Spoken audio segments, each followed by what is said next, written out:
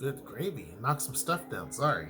If it sounds like a big giant monster truck rally going on, it's because the girls are playing a game on the PlayStation where it's a monster truck and you got to compete and do different things. And so, Noelle likes monster trucks. It's funny. She likes monster trucks, and so that we got that game for her. She played it a couple of times, and that was pretty much it. But that's what that is. If you hear it, make sure you join the Discord. It's going to be down in the description box below. I saw a comment because I was going through checking comments on YouTube, and because sometimes it gives me video topics to talk about. And one was that this person had mentioned in the comments that they live in Gig Harbor. Now, I can't remember if they just moved there or what the case was, but they bought a house a few months ago, and they said that their home prices are now $100,000. And he mentioned, or he or she mentions that I never talk about Gig Harbor, and basically saying the home prices are booming there. First off, I learned my lesson talking about cities that I don't ever visit or don't have much experience on.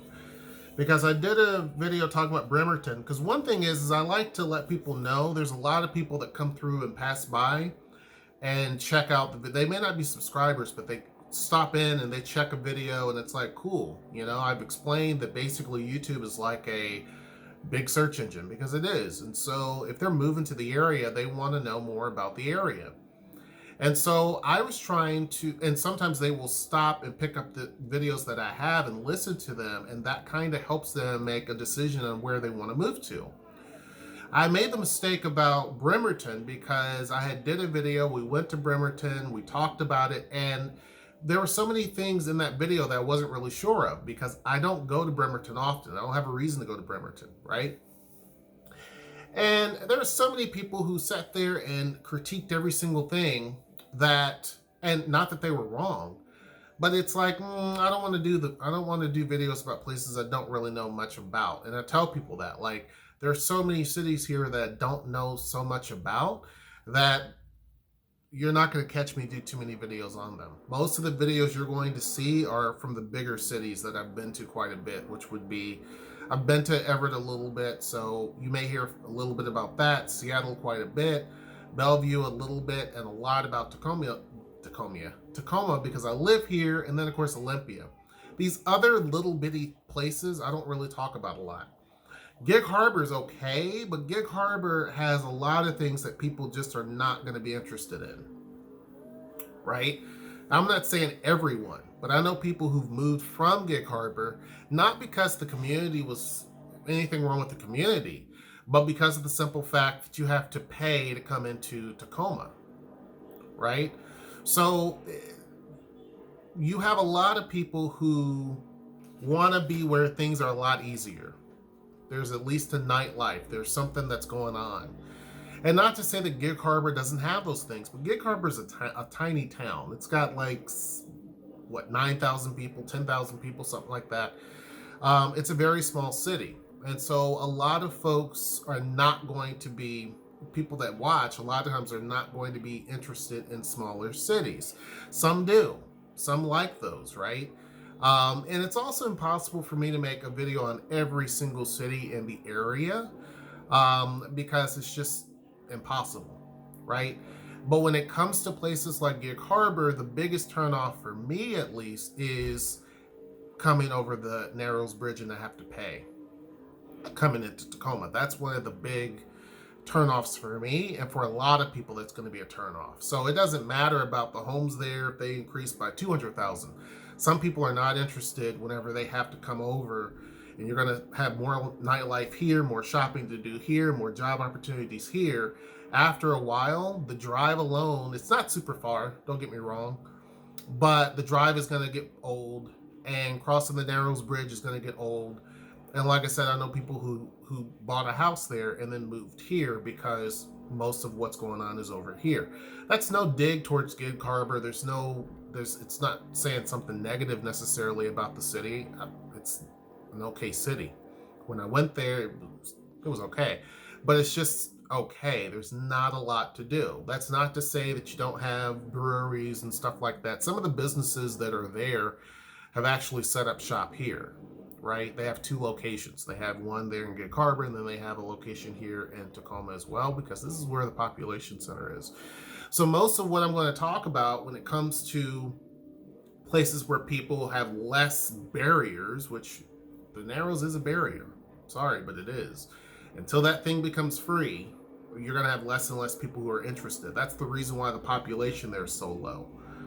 I mean, if you think about it, look at and it's got room to grow, but look at the other cities on this side of the bridge, and you can see why the population is what it is, right? It's just one of those types of things. Also, there are some people who are just not interested in crossing over a big body of water. My mom was one of those people. My mom would have never visited this area to begin with, too much water, and she was definitely afraid of water. But she also would not cross a bridge that big. There's just some people that aren't interested in that. So just like if you look at some of the islands, I mean, the big exception is Kitsap, because I mean, they have ferries going back and forth. Their ferry system up there, Kitsap Transit, what they're doing up there is remarkable. But that is what's, if you see that the population there is definitely going up in some of those cities, because they have easy access to a job center, which is Seattle, right? And so it's not a big deal. It's not a big deal, because by ferry you can sit back, chill, relax, not a problem. When it comes to, and of course you're going to have to pay to do it, right? But it's a little different. When it comes to Gig Harbor, there's so many other things there's so many other cities that you can kind of live in, and it makes sense. When home prices there are pretty comparable to what they are here, it doesn't make sense for some people, right? There are some people who consider it, but then they're like, nah. So if it got to a point where home prices here are much, much, much more than what they are in Gig Harbor, then people might consider it, but it's just not what they're interested in. It's a very rural life. So especially, there's a video that I did that went up already. It hasn't went up right now the second, but it's going to be up before this video, that talks about Gen Zs and millennials. They're not looking at Gig Harbor. You see what I'm saying? It's just not a place that they're interested in. Places like Tacoma are more interesting to people who are in Gen Z and who are millennials, because of the simple fact that it has what they're looking for. It's an actual city, has a lot of the creature comforts that they're used to, a lot more shops, stores. It's got different distinct neighborhoods. It's got the vibe of a big city, but also the vibe of a smaller city. A lot of jobs are right here. So quick, easy access to Seattle. You don't have that with Gig Harbor. Gig Harbor, there's no easy way to get into Seattle unless you go across the Narrows Bridge and then get into. Folks are turning it more against that, right? The older crowd, people my age and up, are kind of the ones that are going out to places like Gig Harbor and some of these other places. But if you really and truly look, and that's not to say Gig Harbor's not growing, it is. It's not to say that places like Kent and Des Moines and some of these other places aren't growing. They are urban, but they're not growing as fast as what you see here in Tacoma, because people are not really interested. A lot of the younger folks are not interested in a suburban lifestyle, right? That's more people in their 40s on up. You may have some sprinkled in there that are interested, but typically not. They're more wanting a city that's kind of vibrant, and Tacoma's getting there. Tacoma's not vibrant yet. Some would argue that it is, but it's not really vibrant yet, but it's getting to that point. Folks that want to kind of retire, Gig Harbor's kind of the place. It's kind of, it's very forested. It's just more rural. It's a little bit laid back pace of life, that type of thing. So it's not so much about the home values and home prices improving. Our home price here went up by $100,000 in a year. It's not about that. It's about all of the other creature comforts. Because if that was the case, Bellevue would be booming in terms of its population. It just isn't, right? It's not what most people are looking for, or what most people can afford, I should say. Most people want something that is kind of all inclusive. I can go to several different types of parks here in Tacoma. You don't have that really until you go into Seattle. Most cities don't have the number of parks that we have down here. Most cities don't have the type of transportation system and network that we do down here. Most cities don't have the shopping amenities and the types of stores that folks are looking for unless you're down here. Most places don't have the numerous amounts of farmers markets, what you do down here and what you do have up in Seattle. You don't have the zoo, which some people say, who cares? The number of museums. It's just really when you're talking about a certain set demographic, Tacoma's going to outweigh them, just like Seattle outweighs a lot of them. The one that is really in contention for some, when you're able to afford Seattle prices, you might be able to afford Bellevue prices. So those two cities kind of battle back and forth, but really no one can compete with Tacoma at this moment. Now that may change. That may absolutely change in the future. And it could be a battle between Olympia and Tacoma. Right now, the price difference in Olympia and Tacoma is only like 30 or so grand, which is a big deal for many people, but it's not as drastic as what you have up in Seattle, where it's several $100,000 differences in terms of value of homes. So yeah, in terms of Gig Harbor, I haven't been there enough to really talk about it. It's not really a city that's kind of on my radar necessarily. And so I've also, like I said, learned my lesson to not talk about a city that I don't know enough about, because you're going to have people all day long that will say, well, that's not correct. You're technically in this particular city, and actually you're out of the city bounds right here. And then if you go up there, so I just don't do it. I really, truly don't have much information on it. I don't have a tremendous amount of information on Olympia either, to be honest with you. But it's easier to talk about Olympia because of the simple fact a lot of folks are trending down that way. Most people are trending, if they're from Seattle, they're trending down this way. Most of the people who are in Tacoma who can't afford to buy a house anymore are trending further south, and they're also trending further west, right? A realtor can tell you that. Like, most are trending outward. Kitsap County, are also, there's a lot of people going over to Kitsap County too, in terms of like Bremerton and places like that, only because of the fast ferry. And there's others over there. There's other cities, because people are going to say there's more cities than just that. Hold on one second. But anyhow, that's pretty much it.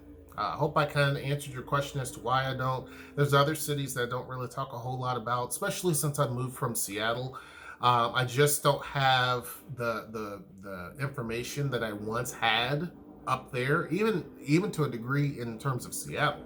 There's some information that I don't have like I used to have. A lot of my information and sources are from down here now. But I still have a little bit of information about Seattle. But when it comes to some of these other far out cities or outlying cities, I just don't have any information. People ask about Spokane. I know nothing about Spokane, other than it's basically in the eastern part of the state, close to the Idaho border. I mean, that's it. I just don't have information on those places. Also, they're not on a lot of folks' radar. I try to do topics where the bulk of people, when I do a Seattle Tacoma video or a moving to this area type video, the bulk of my videos are going to contain what most people are looking for. I think early on, a few years ago, you had a lot of people who were just opposed to Tacoma. And I talked to some of my friends here about this, and they talk about it too. It used to be, just when we first bought a house, people would make fun of the fact that we chose Tacoma, or look down on Tacoma. Maybe I would live in Federal Way, or I'd live in Kent, or I would live in Auburn, if anything, but I would never live down in Tacoma. Or you would have people who would talk about some of these other, I would live in Tukwila, but I don't know. And so that doesn't happen anymore. Those cities actually absorbed quite a few people. Oh, and Puyallup, that was another one folks talked about. A lot of people were like, yeah, I'd live in Puyallup, but I don't want to live down in Tacoma. That changed because the perception was completely inaccurate. You had people buying out of fear in other places. They were buying up in Seattle and they can't really afford it. Then when they realize their yard is super tiny or their taxes are really bad, and then they come down to Tacoma for whatever, and they're like, it's not that bad, then they have buyers. Some people have buyer's remorse. Some people, Tacoma is just never going to be their place. It's never going to be the city for them, right? And that's completely okay. That's obviously completely okay. But for some people, that's never going to be the case. Other people can go up to places like Federal Way and it just feels very suburban. I tell people that. People ask about Renton. Renton's cool, but it's just very suburban to me. They're trying to change kind of some of this up there. They're trying to make it look a little different, but still very suburban. There's a big difference between a well-established city versus these kind of newcomers. And I would even throw Bellevue into the newcomer category because if you look at it, it's really a small town that has been developed. It doesn't give you that vibe. It doesn't give you that city vibe. Even though it looks the part, it doesn't give you that city vibe. That is slowly changing, and you're going to see more and more of that changing pretty quickly. But to me, it's not about just the tall buildings being everywhere. It's about everything. You know, the number of museums that are there, cultural activities, and the amount of variety in those. The variances of businesses, not all these posh places. And so that's another thing too. When a community has nothing but posh, posh, posh, posh, posh, that works in the Midwest. It doesn't really work so well here. People here, Noel and I had this conversation, people here typically, especially in Tacoma, I don't know about some of these other places, but in Tacoma, you have some very, very, very, very, very wealthy people who don't talk about their wealth. You know what I'm saying? Like they really don't, they don't mention it much. They don't look like they're wealthy. I come across a lot of people who are loaded and they don't look like they're wealthy. They don't really talk about it. But if I go back to the Midwest, people gloat and talk about everything that they have, or they, you know, I live in such and such, and not so much here. There may be a few people like that, but generally, overall, people don't really talk about that. And so, and also some of the wealthiest people, a lot of times you won't see them necessarily just in one area of the city. They kind of sprinkle all over the city and they go to different areas and they shop in different areas. It's completely different. So here you will have a variety, and I can say that being a business owner, just in terms of what people are able to afford and not able to afford. And that's a good example. We have our prices set so that even some of the poorest people can feel comfortable coming in and being able to have a cultural activity to do, such as painting a piece of pottery, or someone who makes, you know, $450,000 a year can also come into the same studio and paint whatever they want and still get that same thing. We span the gap. So some of the poorest to some of the wealthiest, it doesn't really matter when you walk into our studio. And there's a lot of businesses I can mention downtown that are exactly like that, where they have that big gap to where the poorest to the most wealthiest can easily afford whatever they would like and not feel embarrassed. Because you have some people who will say, and we learned that when we first started, even though we thought things were not super bad, there were some people who would have to tell their kids, you know, not today, like, you know, really. And so we were like, let's have pieces that are a little bit lower. It's not going to hurt us at all, but it's still and we're not going to make any money off of it, but it's still the part of saying we are part of an inclusive community. That's what Tacoma is more about, is a very inclusive community, more so than some of the others. Seattle, you're not going to get that. Bellevue, you damn sure not going to get that type of inclusive vibe. So that is the reason why I talk about Tacoma so much, is because you get that. That doesn't mean I'll omit some of these other places. You probably get some of the same vibes in some of these other places close by, but you really feel that here. Anyhow, hope I pretty much touched that topic for you and answered whatever questions you may have. Make sure you join the Discord. It's going to be down in the description box below. Feel free to join the Discord if you're from a different outlying city. You can talk about that city inside of Discord. I can probably learn a few different things from you, and the people on our Discord channel will probably learn quite a few things as well. We have dozens and dozens and dozens of people that are actually, I don't know if we have dozens and dozens, but we definitely have at least 2 dozen people that's on our Discord so they can easily get information that you're also providing also, because again, I'm not gonna know every single thing. Make sure you like, share, subscribe, and comment. Until next time, I will see you. Take care.